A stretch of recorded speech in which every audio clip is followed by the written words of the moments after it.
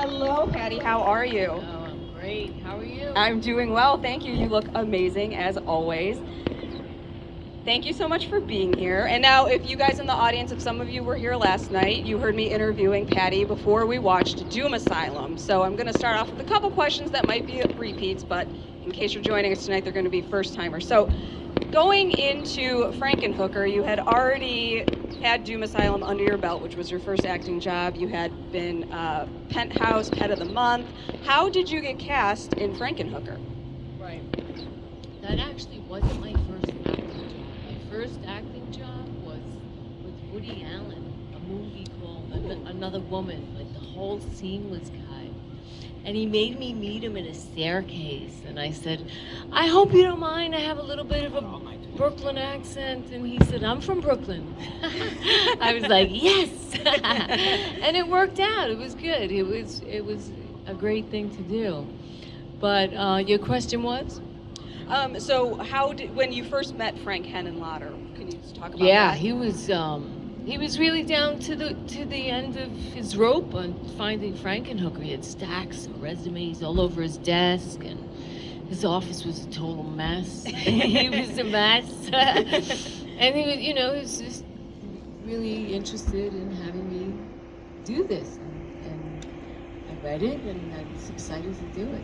Did he have you do the face first to try out and make sure? No, that happened later on. It happened on set. Yeah.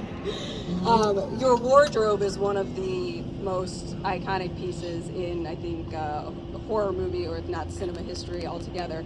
Did you get to keep any of it? Did you get to keep any of the shoes? I did for a while, but you know how they got the top to stay pointy was baby bottle nipples were sewn into the top.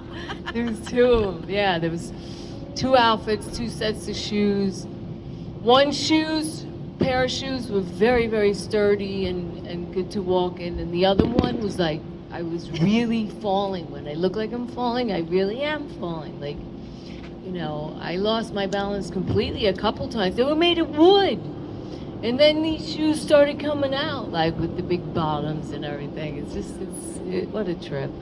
I can't imagine having to film that. Colored hair was so out of this world. Now everybody has colored hair. I mean, it's a trip, yeah. How long did it take you to get your body painted for everything? It took about 3 hours. Wow. Yeah. Oh, gosh. They used prosthetic pieces and everything. It looked amazing. Being that it was Frank and how he filmed Basket Case, during the back alley scenes and not exactly getting permits, when were you guys shooting in New York? Was it like in the middle of the night? All different times. Sometimes, yeah. Times Square, up in Harlem, downtown, all over. All over. All different times. What was your most memorable experience while you were filming? It was every time we shot, it was a memorable experience, really. The crew that they put together was just so funny, and they just ebbed and flowed so great. And of course, the effects were incredible. But were there any scenes that you remember filming that didn't make it into the final cut? I think he wanted a little bit of nudity in it. And he had one of the strippers, and she kind of made believe she was me. And when he saw it, he said, no, it puts it over an edge that I don't want to go over. And he took it out, and yeah. Oh, wow. Which is good,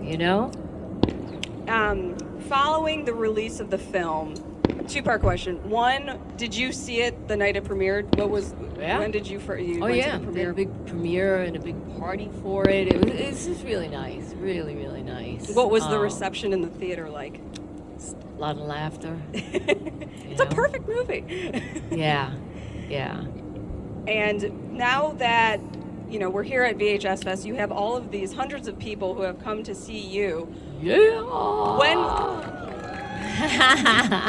Want a date? Going out? Looking for action? The first convention appearance that you did, can you remember what that felt like? Yeah, I didn't think anybody would show up, and they did. They really showed up. A bald guy showed up with me tattooed on the back of his head.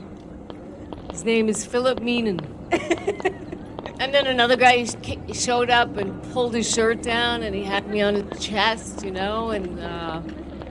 the backs of hands and arms and legs. Well, it's just such a trip. It's like, wow. That's a bigger commitment than marriage, I think. Isn't it? I think so. Tattoos forever, right? Yeah. And then some. And look at the turnout you have tonight. It's absolutely incredible. Patty, thank you so much for being here. Thank you so much for taking the time to talk with us. Anytime. And have a great, enjoy the movie. Enjoy Frankenhooker. All right.